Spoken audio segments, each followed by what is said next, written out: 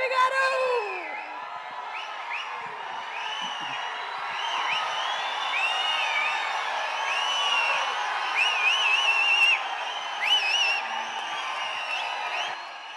Thank you.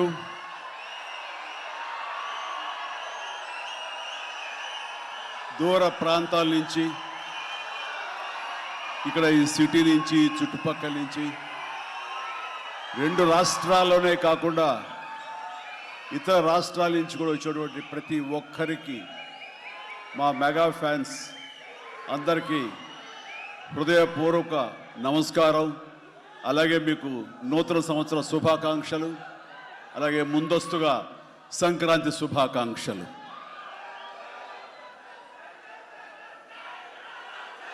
ఇక్కడ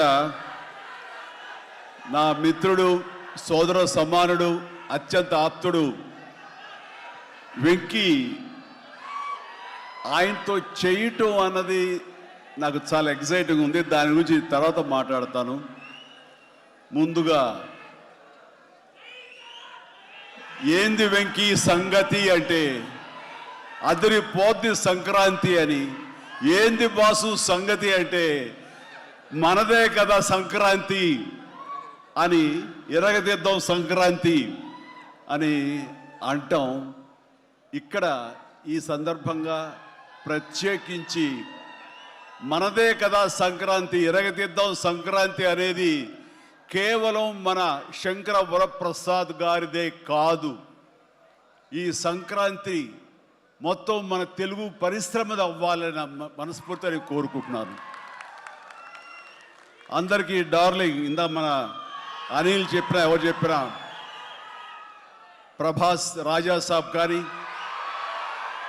అన్నయ్య అంటూ ఆప్యాయంగా పిలిచే నా తమ్ముడు రవితేజ సినిమా కానీ, అలాగే మా ఇంట్లో సరదాగా తిరుగుతూ చిన్నప్పటి నుంచి పెరిగినటువంటి శర్వానంద్, నారి నడుమ మురారి కానీ, నాకు గురువుగా నన్ను భావిస్తూ నా శిష్యుడిగా ఉన్న నవీన్ పోలిశెట్టి, వీళ్ళందరి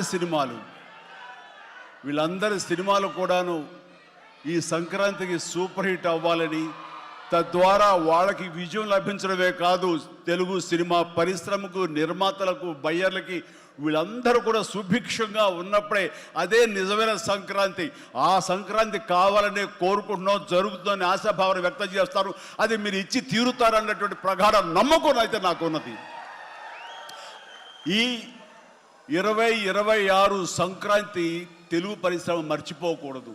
అలాంటి సంక్రాంతి మీరు మాకు ఇవ్వాలి. ఎందుకంటే ఇక్కడ ప్రతి cinema comedy genre, family genre తోటి, ఎంటర్టైన్మెంట్ జోనర్ తోటి పర్ఫెక్ట్ సంక్రాంతికి వచ్చే సినిమాలు ఇవన్నీ, సంక్రాంతికి నచ్చే సినిమాలు ఇవన్నీ.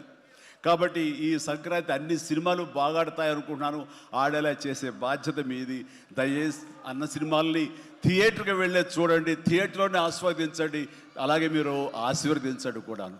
ఆల్ రైట్, ఇక అది ఆ పక్కన పెడితే, చాలా కాలం క్రితం మా దర్శకేంద్రుడు రాఘవేంద్ర గారు ఎప్పుడో మాట్లాడుతుండేవారు, బాబాయ్ నీకు అనిల్ రావుపూడి సినిమాలు ఎన్ని చూసావో తెలియదు కానీ అతని కామెడీ టైమింగ్ కానివ్వండి, అతను హుషారు కానివ్వండి, చూస్తుంటే నాకు మళ్ళీ మీతోటి అతను చేయగలిగితే ఆ ఇద్దరి కాంబినేషన్లో వచ్చేటటువంటి సినిమా అసలు వేరే లెవెల్లో ఉంటుంది. ఐ విష్ మీరు త్వరగా చేయాలని, కలవాలని నేను కోరుకుంటున్నాను. అది ఎప్పుడు వస్తుందో ఏటో తెలియదు. ఎన్నో సంవత్సరాల క్రితం అన్నారు, కానీ సరిగ్గా ఈ సంవత్సరం బిగినింగ్లోనే ఆయన చేతుల మీదుగానే క్లాప్ కొట్టి ఈ సినిమా ప్రారంభించారు. అది ఆయన మనసులో మాట, ఇది పెద్ద సూపర్ హిట్ అవ్వాలి అని చెప్పేసి. ఎందుకంటే ఆయన కామెడీ లైక్ చేస్తారు. ఆయన సినిమాల్లో ఘరానా మొగుడు ఎంత విజయం సాధించిందో అలాంటి విజయం సాధించాలి ఈ సినిమా అంటూ ఆయన ఎన్నోసార్లు నాతో చెప్పుకుంటూ వచ్చారు. ఎన్నోసార్లు సెట్కి రావాలని పిలవేయడం కూడా మరి మీరు అడిగారు, మనమే పిలవలేదు. ఆయన ఎవరైనా హీరోయిన్లు ఉన్నప్పుడు మాత్రమే వస్తాను, ఏదైనా హుషారుగా వస్తుంది అంటుంటారు ఆయన. అది కుదరలేదు ఎందుకో. బట్ ఏమైనా సరే ఈ సినిమా కథ కుదిరింది అని సంక్రాంతికి వస్తున్నాం తర్వాత అనిల్ రావుపూడి నా దగ్గరకు వచ్చి కథాంశం చెప్పినప్పుడు చాలా బాగుంది, ఫ్యామిలీ టచ్ ఉంది, సెంటిమెంట్ ఉంది, చిన్నపిల్లలతో నాకు అటాచ్మెంట్ ఉంది, చాలా హృదయంగా ఉంది, హార్ట్ టచింగ్ సీన్స్ ఉన్నాయి. ఇలాంటి సినిమాకి ఆ కామెడీ జోనర్ సినిమా కలిస్తే కనుక నీ స్టైల్లో చాలా బాగుంటుంది. నాది ఒక ఎస్పీజీ క్యారెక్టర్ కాబట్టి ఇది నేను కొంచెం వైవిధ్యంగా డిఫరెంట్గా చేస్తే కనుక డెఫినెట్లీ బాగుంటుంది, డిజైన్ చేద్దామంటే అస్సలు వైవిధ్యం వద్దండి. మీరు ఏ సినిమాలు అయితే గతంలో చేశారో, ఏ దొంగ మొగుడు, ఘరణ మొగుడు, రౌడీ అల్లుడు, అన్నయ్య, ఇలాంటి సినిమాలు ఏవైతే ఉన్నాయో, ఇది చంటబ్బాయి, నాకు అలా ఉంటే చాలు. ఎందుకంటే అలాంటివి అప్పట్లో జనం చూశారు, వాళ్ళందరూ ఇప్పుడు చాలా పెద్దవాళ్ళు అయిపోయారు, వాళ్ళకి అది గత స్మృతులు, చాలా తీపి జ్ఞాపకాలు. ఇప్పుడున్న జనరేషన్ మీరు అవి ఎలా చేస్తారో కూడా వాళ్ళకి వాళ్ళకి ఏమీ తెలియకపోవచ్చు. కానీ అది ఇది తెలిసిన మధ్యలో పుట్టి మాలాంటి వాళ్ళం అది మళ్ళీ ఈ జనరేషన్ గుర్తు చేసి మీరంటే ఏమిటో తెలియచెప్పాలన్న నా ప్రయత్నానికి మీరు చెయ్యాలి. ఆ విధంగా నేను అన్నందుకు ఐ థింక్ ఓకే. ఇంకా అలా చేయటం కనుక అది నా కేక్ ఒకటే మీతో అలా చూడాలి నా కోరిక అంటూ ఎప్పుడెప్పుడు సినిమాల్లో ఏమేమి సీన్స్ ఉన్నాయో అవన్నీ కూడా పొందుపరిచి ఒక క్యాప్సూల్లా చేసి ఆయన దాన్ని ఫోన్లో పెట్టుకునేవారు. ఏదైనా ఒక సీన్ ఉంటే కనుక ఈ సీన్ని ఈ సినిమాలో ఉన్న ఈ కామెడీ టైమింగ్తో దీన్ని కన్సీవ్ చేశాను, అలా మీరు చేయాలని. అండ్ ఈ సీను ఈ సినిమాలో ఫలానా సినిమాలో ఘరణ మొగుడులాగా ఇలాగా వైఫ్ తోటి మీరు కన్సీవ్ చేసి అలా చేయాలంటూ చాలా చక్కటి హోంవర్క్ చేసుకుని నా బాడీకి నాకు ఏది కంఫర్టబుల్లో ఆ విధంగా తను ఆ సీన్స్ని కన్సీవ్ చేసుకుంటూ చాలా సరదాగా చేసుకుంటూ వచ్చాం. ఈ సినిమాలో నవీన్ మన అనిల్తో చేయటం అనేది నాకు ఒక చక్కటి ఎక్స్పీరియన్స్. అంటే ఈ ఎక్స్పీరియన్స్ ఎలాంటిది అంటే సినిమా షూటింగ్ అయిపోయిన ఆఖరి రోజున చాలా ఎమోషనల్గా ఫీల్ అయ్యాను నేను. ఎందుకంటే ఏదైనా ఒక సినిమా అయ్యిందంటే అబ్బా చాలరా అయిపోయింది, ఇంక చాలు, గుమ్మడిగా కొట్టేస్తారు, ఇంక మనం వేరే సినిమా షిఫ్ట్ అయిపోవచ్చు అన్న ఆ మూడ్లో ఉంటాం. కానీ సినిమా అయ్యే రోజున ఆఖరి రోజు అయితే కనుక నేను ఈ కాలేజీ వదిలేసి వెళ్ళిపోయి ఆఖరికి చూడండి ఫేర్వెల్ పార్టీ అప్పుడు అందరూ ఒకళ్ళొకరు ఎమోషనల్గా ఉంటారు. వేరే మళ్ళీ ఎప్పుడు కలుస్తారో ఎలా కలుస్తారో తెలియని పరిస్థితి. అలాంటి ఎమోషన్ ఎందుకో లోనయ్యాను. అది నాకు ఎప్పుడు అంతకుముందు అనుభవంలో రాలేదు, ఎప్పుడు లేదు నాకు. అలాంటి ఫీలింగ్ వచ్చింది. అనిల్ ఏంటంటావు అనిల్ అని. ఏమో సార్ నాకు అదే ఫీలింగ్ ఉందండి అని. ప్రతిరోజు ఒక ఎక్స్కర్షన్కి వెళ్ళినట్టు, ప్రతిరోజు ఒక పిక్నిక్ వెళ్ళినట్లుగా సరదాగా జరుగుతూ మార్నింగ్ 9 నుంచి 8 నుంచి ఈవినింగ్ 7:30, 8 వరకు కూడా ఎంత చక్కగా సరదాగా జరిగిందంటే నాకు ఎప్పుడు ఇంత బాగా జరిగిందంటే మరీ పూర్వం ఆ రోజుల్లో వాళ్ళు గుర్తుకొచ్చింది. కానీ ఈ మధ్యకాలంలో ఇంత సరదాగా ఎంత హుషారుగా జరిగిన సినిమాలు అయితే నాకు ఇది చేయలేదు. దానికి ప్రధానమైన కారణం సీన్ కానివ్వండి, అది మేము చేసే విధానం అయితే ఉండొచ్చు, కానీ మా చేత నడిపించిన విధానం, అందరినీ అంత సరదాగా పెట్టినటువంటి అట్మాస్ఫియర్ క్రియేట్ చేసినట్టు ఇది కేవలం అనిల్ రావిపూడికి మాత్రమే చెందుతుంది. అండ్ ఎక్కడ ఏది టైం తెలియనివాడు, ప్రతి ఒక్కరిని on the screen off the screen హుషారుగా ఉంచుతాడు. ఇలాంటి డైరెక్టర్లు దొరికితే కనుక ఎవరైనా సరే ఇలాంటి క్యారెక్టర్స్ చాలా ఈజీగా చేసేయగలరు. అండ్ మరీ ముఖ్యంగా అనిల్ రావిపూడి గురించి నేను చెప్పాలనుకున్నది, ప్రతి ఒక్కరు కూడా తెలుసుకోవాల్సింది ఏంటంటే ఈ సినిమా ఆల్రెడీ సూపర్ హిట్ అయిపోయింది. ఏ రకంగానంటే బడ్జెట్ పరంగా విత్ ఇన్ ది లిమిట్, అలాగే డేస్ పరంగా అనుకున్న దానికంటే తక్కువ రోజుల్లో ఇది అత్యద్భుతంగా తీయగలిగాడు. ఒక సినిమా సూపర్ హిట్ అయిందని ఎలా చెప్పగలమంటే డైరెక్టర్ మొత్తం తన గ్రిప్లో ఉంచుకుని అది బడ్జెట్ దాటనివ్వకుండా విత్ ఇన్ ది టైం చేయగలటం అనేది ఆ సినిమాకి అది మొదటి సక్సెస్. ఎన్ని సినిమాలు ఈ రకంగా ఉన్నాయో చెప్పండి అంటే చాలా తక్కువగా మనం లెక్క పెట్టుకోవాలి. ఆ రకంగా ఇది మొదటి విజయం సాధించింది. రెండో విజయం రేపు 12వ తారీఖున ప్రజల ముందు మీరు నిర్ణయిస్తారు ఎంత ఘన విజయం మీరు మాకు ఇస్తారు అన్నది. ఇక ఈ సినిమా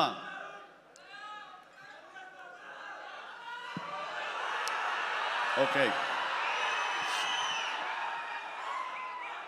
ఇక ఈ సినిమాలో నేను నెక్స్ట్ చెప్పుకోదగిన వ్యక్తి వెంకటేష్, నా బ్రదర్. ఎప్పుడు కలుసుకున్నా సరే చాలా సరదాగా మాట్లాడుకుంటాం. ముఖ్యంగా ఇప్పుడు మీ ముందు తమాషాగా కామెడీగా హుషారుగా మాట్లాడినా సరే అతనితో 1-to-1 కూర్చుంటే చాలా ఫిలసాఫికల్గా ఇన్ డెప్త్, ఇంతటి డెప్త్ వ్యక్తి వెంకటేష్. అందుకైనా ప్రతి ఒక్కరు ఎంత పాజిటివ్ మనిషి, పాజిటివ్ వైబ్స్ ఉంటాయి ఆ మనిషి చుట్టూరు అంటుంటారు. నిజంగా అతనితో టైం తెలియదు మనకి. ఎంతో తన ఏజ్కి మించినటువంటి విషయాలు తెలియజేస్తూ జీవితం యొక్క పరమావధి ఏంటి, జీవితం ఎలా ఉండాలి, ఎంత పీస్ఫుల్గా ఉండాలి చెబుతుంటే కనుక నాకు మోడర్న్ డ్రెస్ వేసుకున్న చిన్న సైజు గురువులాగా అనిపిస్తుంటాడు వెంకటేష్. నిజం. సో అలాగా సినిమా జీవితాన్ని, తన వ్యక్తిగత జీవితాన్ని రెండు బ్యాలెన్స్ చేసుకుంటూ చాలా చక్కగా ముందుకు సాగుతూ ఎంతో ఇన్స్పైర్గా ఉంటుంది వెంకటేష్.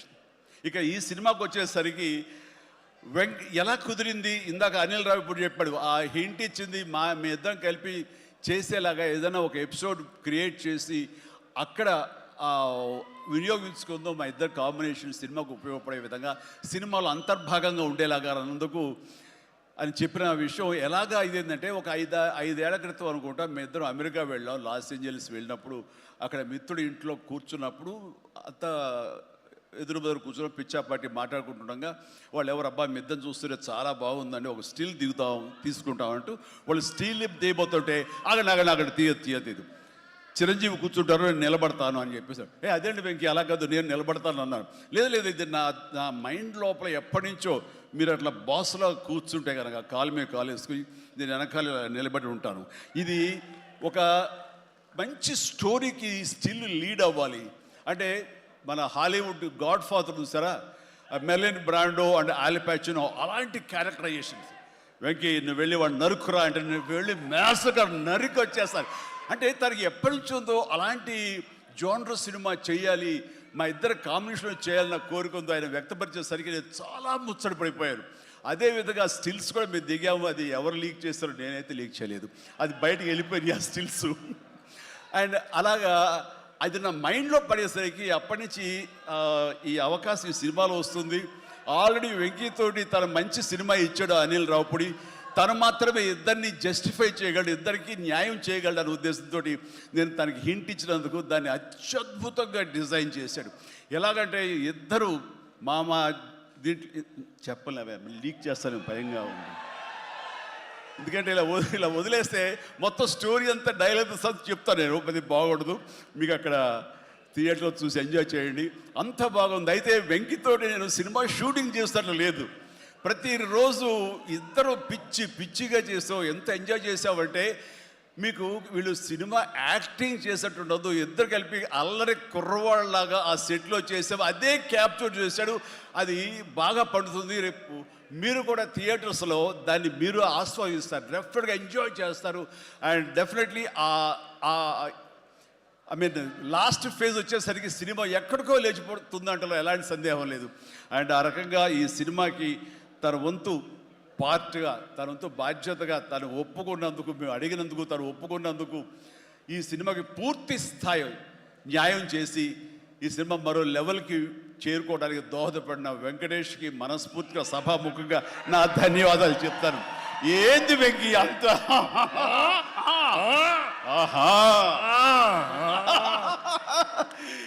ఇదే సరదా.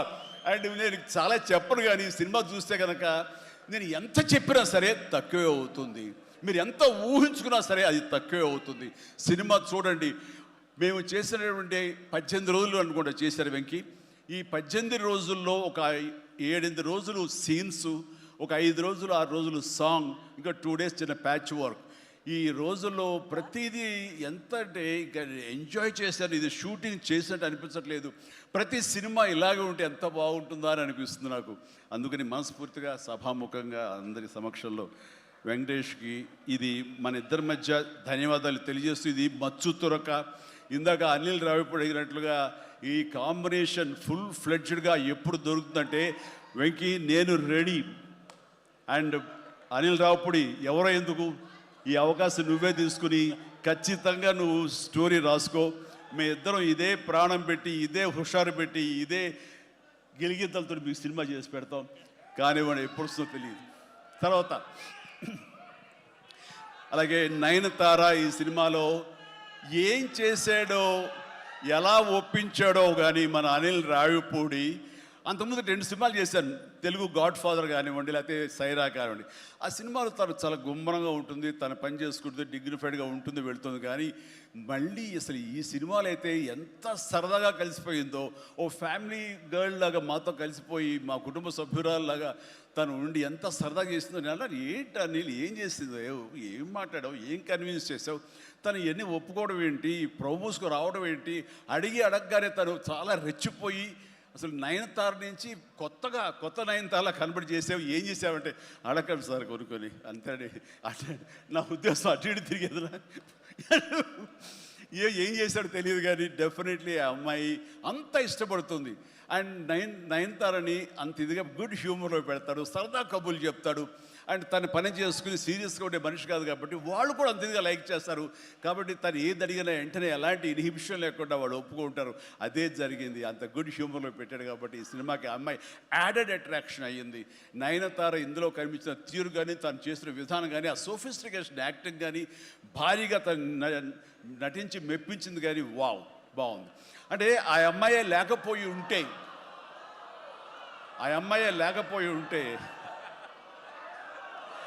వావ్,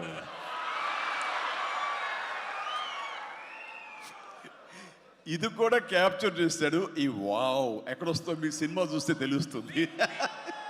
లీక్ చేసేసాను. All right. సో ఆ అమ్మాయి నయనతారతోటి అంత బాగా చేయించాడు. మీ పక్కన మీకు ఎదురు నిలబడి మిమ్మల్ని ఎదుర్కొని ఎవరైనా ఒకళ్ళు నిలబడాలంటే ఎంత అనుకుంటున్నా, ఎంత ఫ్రెష్గా ఉండాలనుకుంటున్నా, వేరే వాళ్ళు ఉండాలనుకుంటున్నా అసలు నాకు తొయ్యట్లేదు, నాకు తట్టట్లేదు, కన్విన్స్ కాలేకపోతాను.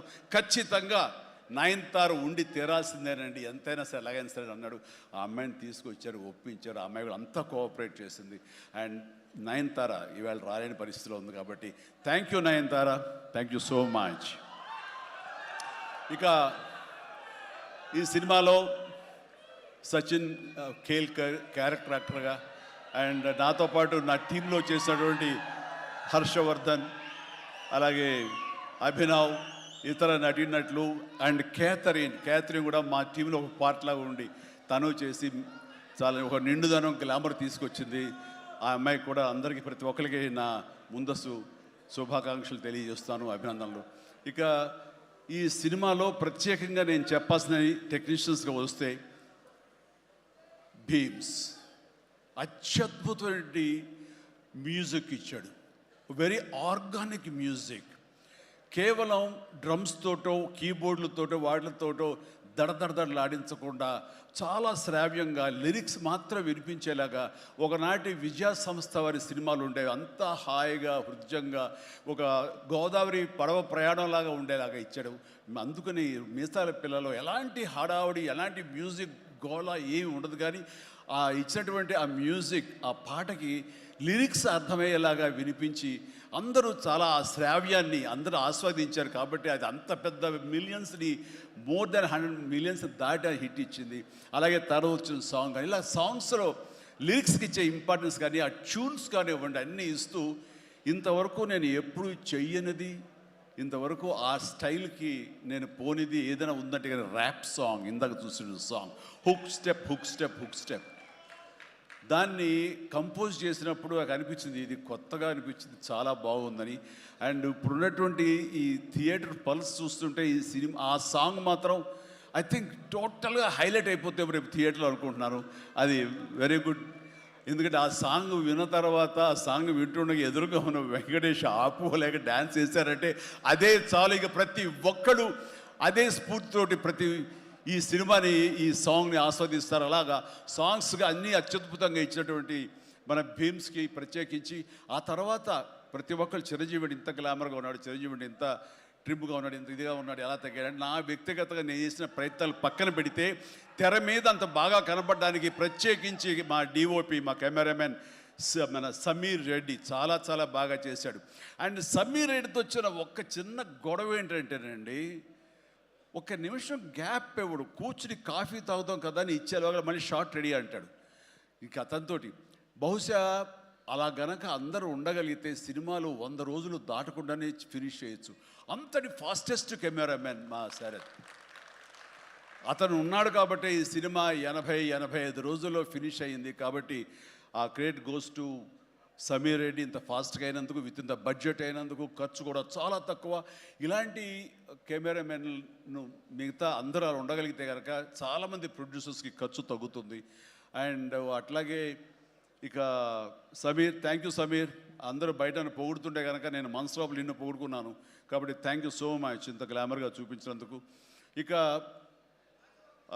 ప్రకాష్, మా ప్రొడక్షన్ డిజైనర్ ప్రకాష్ చాలా చక్కగా చూపించాడు. అండ్ తమ్మిరాజు గారు, అలాగే వీళ్ళన్నీ ఒక పక్కన ఉంటే కనుక అహర్నిశలు అంటే డే 1 నుంచి ఈవెల్ట్ వరకు కూడాను మన అనిల్ రావుపూడి స్టోరీ టీమ్, సాయి, నారాయణ, ఇంకా రాజేష్, ఇలాగ వీళ్ళందరూ ఉన్నారు. వాళ్ళ పేరు పేరున నేను వాళ్ళు పడ్డ కష్టాన్ని కానీ, వాళ్ళు తీసుకున్న శ్రద్ధాశక్తులు కానీ హృదయపూర్వక నాకు సంతోషాన్ని, అభినందనని, ధన్యవాదాలను తెలియజేస్తాను. వాళ్ళు అంత ఇదిగా ఉన్నారు. ఇక్కడ అనిల్ రావుపూడి గురించి ఇంకొక విషయం నేను చెప్పాలండి. ఏంటంటే అందరం సినిమా తీస్తూ ప్రేమించాలి. సినిమాని ప్రేమిస్తేనే మన యొక్క ఎఫర్ట్స్ తోటే సినిమాని ఆద్యంతో చాలా అద్భుతంగా తీయగలం మనం. అయితే సినిమా తీస్తున్నంతసేపు ఎంత ప్రేమిస్తాడో, ఎంత ఇష్టపడతాడో, ఎంత ఎంజాయ్ చేస్తాడో, అంత బాగా మన నుంచి యాక్టింగ్ రాబడతాడో, అంతకంత సినిమా పూర్తయిన తర్వాత కేవలం దానికి బాగుందా లేదా అని మళ్ళీ ఒకసారి తనుగా సమీక్షించుకున్నప్పుడు ప్రతిపక్ష నేత అయిపోతాడు. ఎదురెళ్ళిపోయి ఈ సినిమా ఎందుకు చూడాలి, ఈ సీన్ ఎందుకు వాళ్ళు ఎంజాయ్ చేయాలి, ఈ సీన్ ఎందుకు ఇంత లెంగ్త్ అవసరమా అనే దాని మీద దాన్ని ఏమాత్రం ప్రేమించకుండా చాలా కఠినంగా ఎక్కడ లెంగ్త్లు ఎక్కువైనా సరే అన్నీ కూడా తీసేసి దాన్ని క్రిస్ప్ చేయడానికి కానీ, ఆ సినిమా ఎంతవరకు అలరిస్తుందో అలరించేందుకు కానీ అన్ని రకాల ప్రయత్నాలు చేస్తాను. నాకు నచ్చింది అది. ఎందుకంటే నిన్న మొన్న వచ్చి ఒక మెయిన్ ఎపిసోడ్ ఏదో లేపేసావు, లేదు లేపేసావు అని అడిగాను. లేదు, అది కథకి అడ్డొస్తుంది, స్టోరీ నెరేషన్కి అది అడ్డుపడుతుంది కాబట్టి తీసేసారన్నాడు. అలా తీయాలంటే గట్స్ కావాలి. ఎంతో కొంత అన్ని రోజులు ఎఫర్ట్ చేసాము, అది అవసరమా, అది వాళ్ళు తీసేసి ఏమనుకుంటా ఎలాంటి ఇది లేకుండా ఖచ్చితంగా నిష్కర్షగా దాన్ని తీసి అవతల పడేసాడు. దానివల్ల సినిమా పేస్ పెరిగిపోతుంది, సినిమా పరిగెడుతుంది, అండ్ ఎక్కడ ఆగట్లేదు, ఆలోచింప చేసుకునే విధంగా ఉండదు, ఎంజాయ్ చేయడం తప్ప. ఆ రకంగా సినిమాని ఎంత ప్రేమించి చేస్తామో ఆ తర్వాత అది ఫైనల్ వెర్షన్ బిఫోర్ ఆడియన్స్ దగ్గర వెళ్ళేటప్పుడు మనమే దాన్ని క్రిటిసైజ్ లాగా, క్రిటిక్ లాగా దాన్ని మనమే ప్రతిపక్ష హోదాలో ఉండి దాన్ని అన్ని రకాలుగా ట్రిమ్ చేసుకోగలిగితే అన్ని సినిమాలు చాలా బాగుంటాయని అనుకుంటున్నాను. అండ్ ఈ సందర్భంగా ఇక ఏమి లేదు, last but not least producers Sahu Garapati చిన్నవాడైనా సరే చాలా గుంభనంగా ఉంటాడు. ఎంతసేపటికి ఆ వర్క్ మీద తన ఇన్పుట్స్ ఏమి ఇవ్వాలనే దాని మీద ఆ ప్రయత్నాలు చేసుకుంటూ చాలా క్వైట్గా ఉంటాడు. ఎక్కడ కూడా ఏ రోజు కూడా ఏంటిది, ఇది జాప్యం ఏంటి, లేట్ ఏంటి అనేది ఏమి లేకుండా అంత కంఫర్టబుల్గా మా అందరికీ ఏర్పాటు చేశారు. దానికి ఆయన ఎఫర్ట్స్ కానీ ఆయనకున్న ఆ లిటిల్ ఎక్స్పీరియన్స్లో తనకు ఉన్నదానికి దీనికి మనస్ఫూర్తిగా సాహు ప్రత్యేకించి నా హృదయపూర్వక ధన్యవాదాలు. మంచి ప్రొడ్యూసర్ని నాకు అందించినందుకు మీకు నా ధన్యవాదాలు తెలియజేస్తాను. అండ్ అలాగే ఇంకా నా బిడ్డ సుష్మిత, తను ఈ సినిమా నేను చెయ్యాలి, ఈ పరిశ్రమ రావాలి అనుకున్నప్పుడు ఈ పరిశ్రమ ఖచ్చితంగా ఆదరిస్తుంది అని అనుకున్నప్పుడు ఒకటి మీరు కష్టపడి పనిచేస్తే కనుక ఇక్కడ రిజల్ట్ బాగుంటుంది, ఇక్కడ ఖచ్చితంగా మీకు ఆదరణ లభిస్తుంది, మీరు సక్సెస్ అవుతారని చెప్పినప్పుడు కష్టం అనేది నేను చిన్నప్పుడు ఇంట్లో చూశాను. అలాంటి నేను కష్టపడడానికి ఏమాత్రం నెరవను, ఏమాత్రం బెదరను, ఖచ్చితంగా చేస్తానంటూ ఈ సినిమా తనతోటి చెయ్యమ్మా, ఇద్దరు కలిపి చాలా మంచి కాంబినేషన్ అవుతుంది అనుకున్నప్పుడు ఆ సాహు గారు పడి తను బెస్ట్ కాంబినేషన్లో ఈ సినిమాని చేసి ఈ సినిమాలో ఒకసారి అయ్యో ఎందుకు ఇంత కష్టపడుతుంది, ఇంత కష్టం అవసరమా నాకు అనిపిస్తుంది తండ్రిగా. కానీ ఒక బిడ్డగా కేవలం ప్రొడ్యూసర్గా నేను మా నాన్నని, మా హీరోని నేను ఇంప్రెస్ చేయాలి, ఆయన ద బెస్ట్ నేను ఇవ్వాలి ఈ సినిమా అంటూ తను కూడా ఈ సినిమాలో ఒక మామూలు టెక్నీషియన్ లాగా, మామూలు ప్రొడ్యూసర్ లాగా తనంత కష్టపడి చేసింది. నేను ఒకటే సంతోషిస్తాను, తనకి అన్ని విధాలుగా అన్ని కంఫర్ట్స్ ఉన్నాయి, అన్ని రకాలుగాను తను ఈ సినిమాలు చేయాల్సిన అవసరం లేదు. తను తన ఫ్యామిలీని చూసుకుంటుంటే కనుక గడిచిపోతుంది ఈ జీవితం అంతా. కానీ అలా కాదు, నేనేదో సాధించాలి, నువ్వు సాధించి చూపించావు, లైఫ్లో ఎంతోమంది మార్గదర్శకంగా ఉన్నావు, అలాంటి నిన్ను ఆదర్శంగా తీసుకుని మేము ప్రూవ్ చేయాలి అనే దాంట్లో ఉంది. అండ్ అలా చేస్తూ ఈ రోజున ఈ సినిమా డెఫినెట్లీ హిట్ అవుతుంది. ఇలాంటి గర్వకారణమైన సినిమాని తండ్రిగా నాకు గిఫ్ట్ ఇచ్చినట్టుగా తను భావిస్తుంది. ఆ సంతోషం తను పొందుతున్నాను నాకు తెలుసు. అండ్ అలాగే కాకుండా ఈ రోజున ఈ పరిశ్రమలో నాకు చేదోడు వాదోడుగా ఉంటూ, నాకు భుజం కాస్తూ, అన్ని రకాలుగా నాకు అండదండలు అందిస్తూ, నాకు మరో బిడ్డ ఈ అనిపిస్తూ, అండ్ ఇంటికి పెద్దదైనందుకు ఆ పెద్దరికాన్ని తను సొంతం చేసుకుంటూ నాకు అన్ని విధాలుగా చేదోడు వాదోడుగా ఉంది. అది థ్యాంక్ యూ పాప. అందరి ముందు ఇటు పక్కన అమ్మ, ఇటు పక్కన ఉంది. ఇది రామ్ చరణ్తో పాటు నాకు మరొక బిడ్డ. అలాగే మా చిన్న పాప కూడా అక్కడ టీవీ చూస్తుంటేమో. థ్యాంక్ యూ నాన్న, ప్లీజ్ ఇదే రకంగా ఉండండి, ఇదే కష్టాన్ని నమ్ముకోండి. ఖచ్చితంగా భగవంతుడు మీకు ఆశీస్సులు అందజేసి ఇలాంటి విజన్ ఇస్తాడు. అండ్ మేము ఎంత ఇచ్చామన్నది కాదు పాప, మీరు ఎంత సాధించుకున్నారు అనేది నాకు మరింత గర్వంగా అనిపిస్తుంది. నువ్వు ఆ దిశగా వెళ్తావు. All the very best. ఆ తర్వాత ఇక్కడ చాలా దూరం వచ్చారు, మీరు అందరూ కూడా చాలా జాగ్రత్తగా వెళ్ళండి. మీ తల్లిదండ్రులు అందరూ కూడాను మిమ్మల్ని చూసి ఆనందపడాలి. మీ యొక్క సుదీర్ఘమైన జీవితాన్ని చూసి వాళ్ళు ముచ్చట పడాలి. అండ్ ప్రతి వాళ్ళు ఏదైనా సాధించాలనే ఒక దీంతో ఉండాలి. కాబట్టి నాకు తెలుసు నా అభిమానులు ఎప్పుడు కూడా నన్ను ఇన్స్పిరేషన్గా తీసుకుని మీరు అభివృద్ధిలోకి వస్తారని తెలుసు. And thank you.